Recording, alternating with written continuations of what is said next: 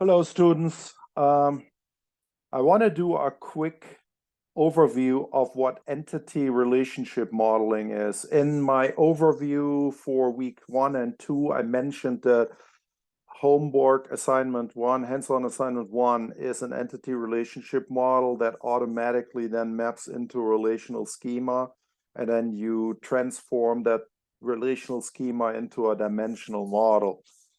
For those of you who have a background in IT, entity relationship modeling and relational schemas are very familiar because this is, if you ever had a class on relational databases, RDBMS, SQL, etc., this is something that you will have covered. But I do realize that some of you have no technical background and no experience with this. So I want to give you a quick overview of what an entity relationship model is and how you build an entity relationship model in ERDplus. So in order to do that, let me share the screen.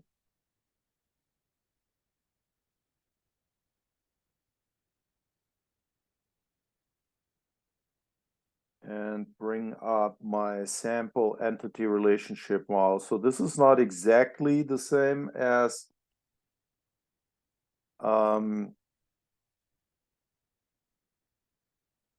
exercise, but it's similar. And this is the example that I always use in class, because even if you have zero technical experience, you probably have a car or you registered a car and you're familiar with this concept. So let me explain what an entity relationship model is. So first of all, we have different terminologies here. We have entities, we have attributes of the entity, and we have relationships. So that's the most important things to keep in mind in entity relationship model.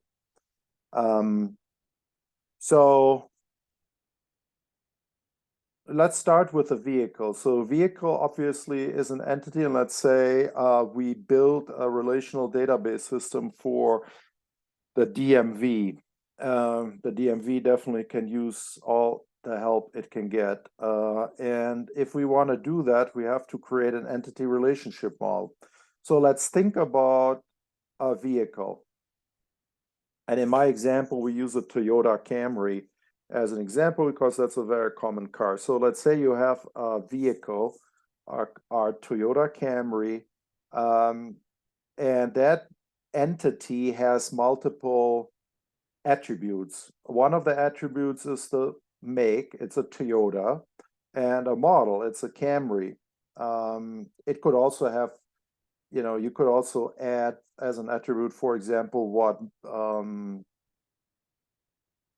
type of Camry it is an SE, XLE, etc., but we skip that for this moment. So let's just say we add the color and the year. So let's say it's a 2005 white Toyota Camry.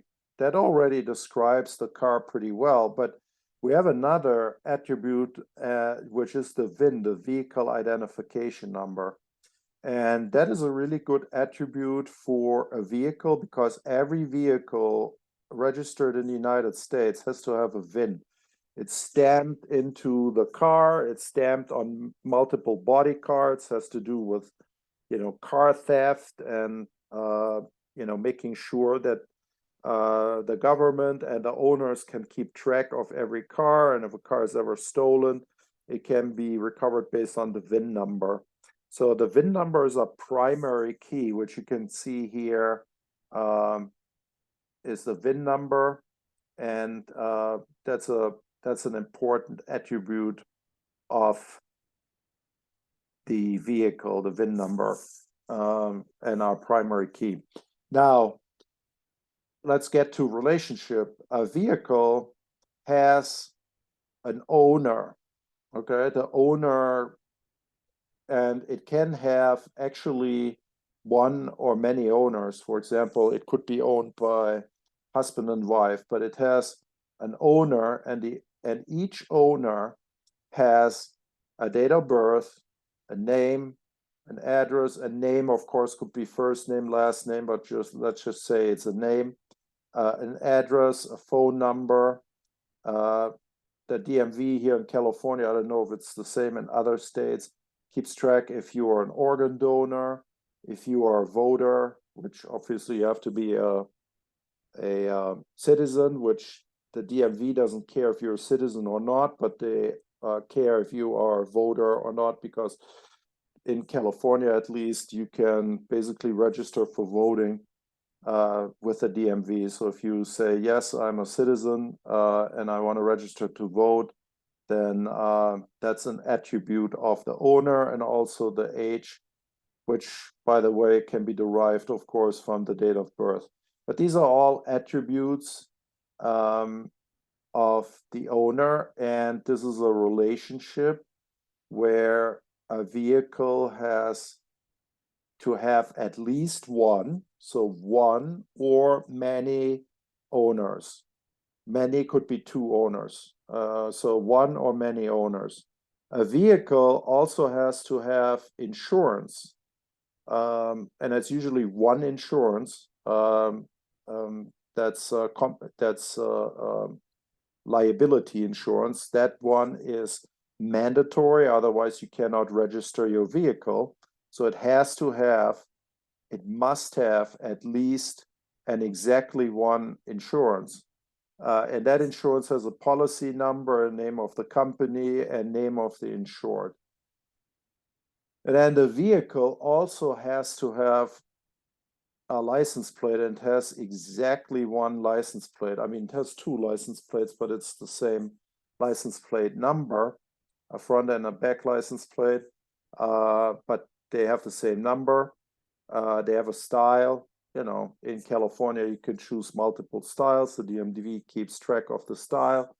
And the state, obviously, a car that is registered in California has a state of California license plate. Now, if you move, you know, to another state, some of the attributes will stay the same and some will change. So the license plate will change, state will change, and so on and so forth. So here are the entities, the owner of the vehicle. The vehicle has to have insurance, and it has to have a license plate, and then each of these has attributes, has multiple attributes. So that is how you build an entity relationship model. And when you think about the relationships, it's important that you think about the type of the relationship. For example, is it possible that you register a vehicle without an owner? Could there ever be a vehicle registered without an owner? The answer is no. You have to have an owner that is responsible for the vehicle. That means there has to be at least one owner, okay? That's important for we call that the cardinality of the relationship. You determine the cardinality in which you think about what type. So a vehicle must have at least one owner. Now, one owner can have multiple vehicles. I have, for example, 3 vehicles. So all this is the same, and then I have 3 vehicles. So if I go in this direction, I can have one vehicle or many vehicles, right? But each vehicle has to have at least one owner. So you can see already, if you go in different directions, you see different cardinalities. And this one means one and exactly one. And this one is one to many. So one owner can have one vehicle or many vehicles, and a vehicle in this case can have one and exactly one owner. So I guess if it's husband and wife that own it, they will consider this one owner, but in this example. So now we can follow the other relationships. We can say a vehicle has to have one and exactly one insurance, and the insurance is for one or many vehicle, which is true because I have insurance for 3 vehicles and they're all with the same insurance company. So the insurance can be for one or multiple vehicles, but a vehicle has to have one and exactly one insurance, which is the liability insurance. So let's follow that cardinality to the license plate. A vehicle has to have one and exactly one license plate, and a license plate is associated with one and exactly one vehicle. Okay, so when you build an entity relationship model, you have to think about what are the entities. In our example, the entities are the vehicle, the license plate, the insurance, and the owner. Each entity has attributes and each entity has relationship. The relationship has a cardinality. So you have to think about if it's a must-have. So for example, in the gym fitness database, there are sales transactions. And a sales transaction must have one or many items that have been sold, because otherwise, if you didn't sell anything, there's no sales transaction, right? Sometimes you have optional relationships where you say you have none or one or many, so none or many of these relationships can occur. But in this example, these have all at least one, and sometimes it's one too many or one and exactly one. And in this cardinality here, the insurance can be for one or many vehicles.